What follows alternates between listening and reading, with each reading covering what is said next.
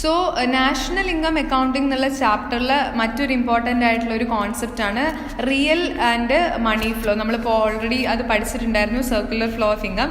അതായത് റിയൽ ഫ്ലോയിൽ വരുന്നത് ഇപ്പം ഫ്ലോ ഓഫ് ടീച്ചർ സർവീസസ്, ടീച്ചറിൻ്റെ സർവീസ് ഒരു റിയൽ ഫ്ലോ ആണ്. ഫിനിഷ്ഡ് ഗുഡ്സിൻ്റെ ഫ്ലോ എന്ന് പറയുന്നത് റിയൽ ഫ്ലോ ആണ്. പിന്നെ ഫ്ലോ ഓഫ് ഇമ്പോർട്ട്സ് ഗുഡ് എന്ന് പറയുന്നത് റിയൽ ഫ്ലോ ആണ്.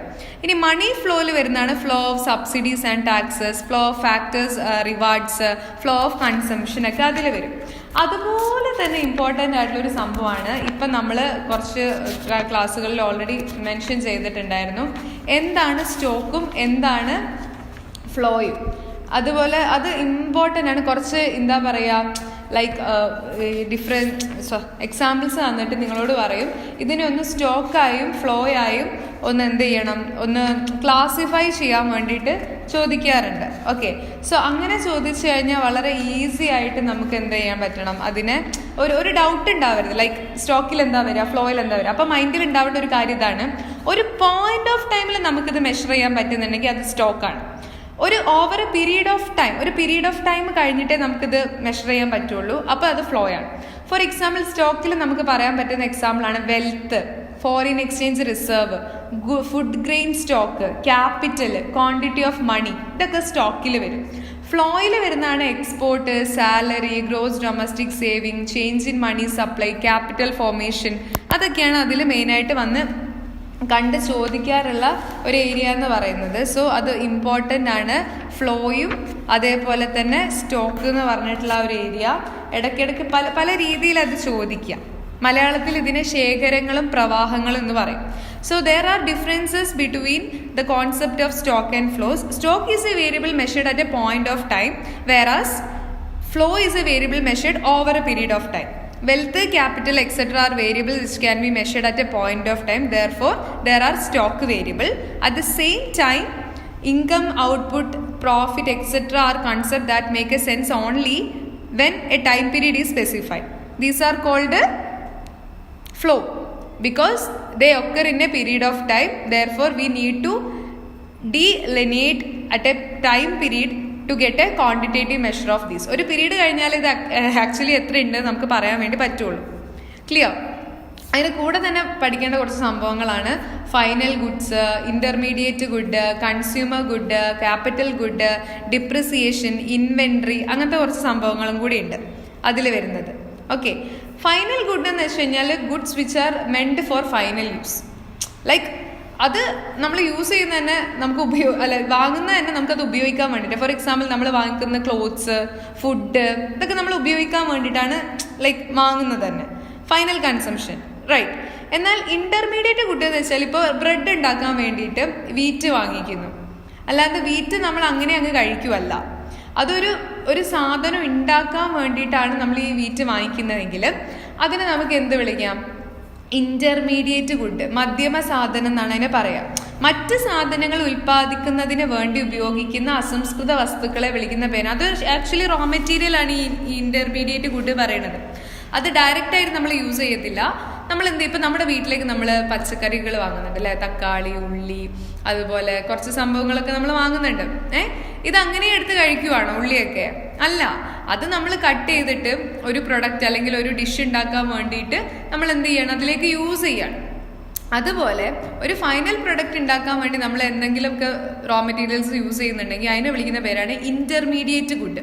ക്ലിയർ? ഇപ്പോൾ ഫൈനൽ ഗുഡും ഇന്റർമീഡിയറ്റ് ഗുഡും ക്ലിയർ അല്ല.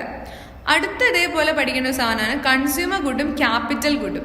കൺസ്യൂമർ ഗുഡ് ഓൾറെഡി എന്താണെന്ന് നമുക്കിപ്പോൾ മനസ്സിലായി. അതായത് നമ്മളത് വാങ്ങിക്കുന്നു എന്നിട്ട് നമ്മളത് ഉപയോഗിക്കുന്നു ഫോർ ഫൈനൽ കൺസംഷൻ. ഇപ്പോൾ ടി വി വാങ്ങുന്നു, ടി വി കാണുന്നു, റൈറ്റ്, നമ്മളത് ഉപയോഗിക്കുകയാണ്. അതേസമയത്ത് ക്യാപിറ്റൽ ഗുഡ് എന്ന് വെച്ച് കഴിഞ്ഞാൽ എന്താണ്, അത് നമ്മൾ വാങ്ങിച്ചിട്ട് വേറൊരു സാധനം പ്രൊഡ്യൂസ് ചെയ്യാൻ വേണ്ടിയിട്ടാണ് ഉപയോഗിക്കുന്നത്. ഓക്കെ, നേരത്തെ നമ്മൾ ഫൈനൽ ഗുഡ് എന്ന് പറഞ്ഞാൽ എന്താണ്, അത് കഴിഞ്ഞു, അത് ഇനി ഒന്നും പ്രോസസ്സ് ചെയ്യാനില്ല ഫൈനൽ ഗുഡിൽ.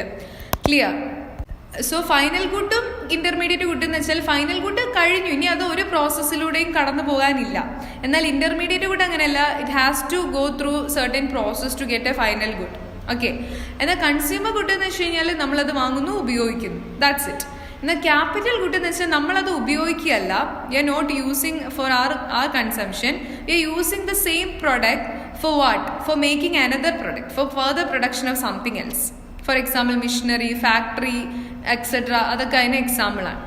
പിന്നെ ഡിപ്രിസിയേഷൻ എന്താണെന്ന് ചോദിക്കാറുണ്ട്. ഡിപ്രിസിയേഷൻ എന്ന് വെച്ച് കഴിഞ്ഞാൽ ഇപ്പോൾ ഒരു സാധനം അത് എക്സിസ്റ്റ് ചെയ്യുന്ന ഒരു സ്റ്റോക്ക് ഓഫ് ക്യാപിറ്റൽ ഗുഡ്സ്. ഇപ്പോൾ മിഷനറിയൊക്കെ നമ്മൾ അക്കൗണ്ട്സിലൊക്കെ ഡിപ്രിസിയേഷൻ പഠിച്ചിട്ടുണ്ട്. അതായത് കാലം കഴിയുന്നതിനനുസരിച്ച് ഇതിൻ്റെ വാല്യൂ ഇങ്ങനെ എന്താവും, കുറഞ്ഞു വരും. കണ്ടിന്യൂസ് യൂസേജ് കൊണ്ടും വേറെ ടിയർ കൊണ്ടും ഇതിങ്ങനെ അതിൻ്റെ ഒരു വാല്യൂ നമുക്ക് ആ വാങ്ങിച്ച സമയത്തുള്ള ആ ഒരു പെർഫോമൻസ് ആയിരിക്കില്ല കുറച്ചൊരു വർഷങ്ങൾ കഴിഞ്ഞാൽ. പതിയെ അതിൻ്റെ ഒരു പെർഫോമൻസിൻ്റെ കപ്പാസിറ്റി ലെവലൊക്കെ കുറഞ്ഞു വരും. അങ്ങനെ ഉണ്ടാവണതിനെ വിളിക്കുന്ന പേരാണ് ഡിപ്രിസിയേഷൻ എന്ന് പറയുന്നത്.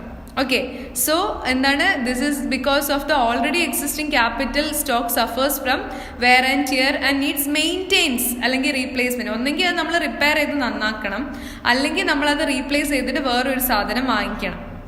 ഓക്കെ, അങ്ങനെ എന്താ പറയുക, current output of capital goods goes in maintaining or replacing ചെയ്യേണ്ട ഒരു സിറ്റുവേഷനെ വിളിക്കുന്ന പേരാണ് ഡിപ്രിസിയേഷൻ. ഒരു കുഴപ്പമില്ലാതെ നിൽക്കുന്ന ഒരു സാധനം നമ്മൾ നന്നാക്കുകയോ അല്ലെങ്കിൽ വേറെ വാങ്ങിയിട്ട് ചെയ്യുമോ? ഇല്ല, അതിനെന്തോ ഒരു പ്രശ്നം പറ്റിയിട്ടുണ്ട്. നമ്മൾ കുറേ കാലം ഉപയോഗിക്കുന്നതുകൊണ്ടോ അല്ലെങ്കിൽ ഉപയോഗിക്കാതെ ഇരിക്കുന്നതുകൊണ്ട് തന്നെ ലൈക്ക് ഈ ഓക്സിജനൊക്കെ ആയിട്ട് പ്രവർത്തിക്കുമ്പോൾ ഇപ്പോൾ ഈ ഗേറ്റൊക്കെ തുരുമ്പ് പിടിക്കുന്ന കണ്ടിട്ടില്ലേ? അതൊക്കെ എന്താണെന്ന് വെച്ച് കഴിഞ്ഞാൽ നമ്മൾ ഇങ്ങനെ ലൈക്ക് ഓപ്പൺ ആയിട്ട് ഇരിക്കുന്ന സമയത്ത് എൻവയോൺമെൻറ്റുമായിട്ട് അത് എന്ത് ചെയ്യും, ഡീൽ ചെയ്യും. അല്ലെങ്കിൽ എൻവയോൺമെൻറ്റുമായിട്ട് അത് വർക്കിങ്ങിൽ വരുമ്പോഴാണ് ഈ തുരുമ്പ് പോലെ സംഭവം ഉണ്ടാകുന്നത്. അപ്പോൾ ഈ ഇരുമ്പിനെ തുരുമ്പിൽ നിന്ന് രക്ഷിക്കാൻ നമ്മളത് പെയിൻ്റ് അടിക്കുക ചെയ്യാം.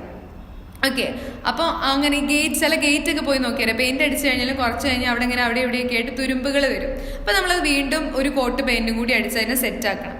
അപ്പോൾ ഡിപ്രിസിയേഷൻ എല്ലാ അസറ്റ്സിലും ഡിപ്രിസിയേഷൻ വരും, കാലഹരണപ്പെടും, അതേപോലെ തന്നെ ഉപയോഗിക്കാൻ പറ്റാത്ത സിറ്റുവേഷനിലൊക്കെ വരും. ക്ലിയർ? അടുത്തതാണ് ഇൻവെന്ററി. ഇൻവെന്ററി എന്ന് പറയുമ്പോൾ അതൊരു ചില്ലറ കാര്യമല്ല, അതിൽ ഒരുപാട് കാര്യങ്ങൾ വരുന്നുണ്ട്. ഓക്കെ, അതായത് ഒരു ഫിനിഷ്ഡ് ഗുഡ് ലൈക്ക് നമ്മൾ വിറ്റ് പോയ നമ്മുടെ കടയിൽ ഒരു സാധനമുണ്ട്, ഫിനിഷ്ഡ് ഗുഡാണ്. അപ്പോൾ അത് നമ്മൾ വിറ്റു പോകാത്ത അവിടെ എന്തൊക്കെയുണ്ടോ അതൊക്കെ ഇൻവെന്ററിയിൽ വരും. ഫോർ എക്സാമ്പിൾ, സാധനം ഫിനിഷ്ഡ് ഗുഡാണ് പക്ഷെ വിറ്റ് പോയിട്ടില്ല, അൺസോൾഡ് ആയിട്ട് അവിടെ കിടക്കുക, അത് ഇൻവെന്ററിയിൽ പെടും. പിന്നെ റോ മെറ്റീരിയൽസ് കുറേ കൊണ്ടുവന്നു പക്ഷെ ഇതുവരെ യൂസ് ചെയ്തിട്ടില്ല, അൺയൂസ്ഡ് ആയിട്ട് അവിടെ കിടക്കുവാണ്, അത് ഇൻവെന്ററിയിൽ പെടും. ഓക്കെ, പിന്നെ ടൂൾസ്, അതേപോലെ അങ്ങനെ എന്തൊക്കെ വരുന്നുണ്ടോ ക്ലോസിംഗ് സ്റ്റോക്ക്, ഇതെല്ലാം കൂടി ചേർന്ന ഒരു സംഭവമാണ് ഇൻവെന്ററി എന്ന് പറയുന്നത്. ക്ലിയർ അല്ലേ? സോ ഇത്രയും കോൺസെപ്റ്റ്സുകളാണ് ഈ ഒരു ചാപ്റ്ററിൽ മെയിനായിട്ട് പഠിക്കേണ്ട. National income accounting. National income എന്താണെന്നും കൂടി ഒന്ന് നോക്കി വെക്കണം. National income is the sum total of money value of final goods and services produced in a country during a given period of time. അപ്പോൾ 18 മാർക്കും ഈ ഒരു ചാപ്റ്ററിൽ നിന്ന് നമുക്ക് കരസ്ഥമാക്കാൻ വേണ്ടിയിട്ട് പറ്റും. ഒരു മടിയും കൂടാണ്ട് തന്നെ പഠിക്കാം. ഓക്കെ അല്ലേ?